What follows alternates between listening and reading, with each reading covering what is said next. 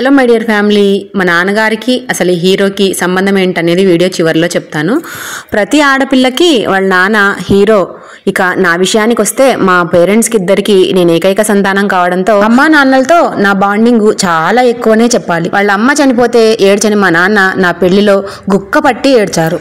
చిన్నప్పటి నుంచి కష్టాల్లో పుట్టి పెరిగి నేను పుట్టే వరకు అల్లరి చిల్లరిగా తిరిగిన నాన్నకు నేను పుట్టగానే ఆర్టీసీలో జాబ్ రావటము, అంతో ఇంతో మేము ఆర్థికంగా నిలదొక్కుకోవడము అన్నీ కూడా ఒకదాని మించి ఒకటి జరగడం మొదలెట్టాయి. మధ్యలో చాలా ఒడిదుడుకులనే ఎదుర్కొన్నా కూడా ఇప్పుడిప్పుడే కొంచెంగా నిలదొక్కుంటున్నాము అనే టయానికి ఆ దేవుడికి మా మీద చాలా పగ వేసింది. ఇక 3 ఏళ్ల కిందటే నాన్న మాకు దూరమయ్యారు. అసలు ఆయన లేరు అనే మాట ఊహించుకోవడానికే చాలా కష్టంగా ఉంది.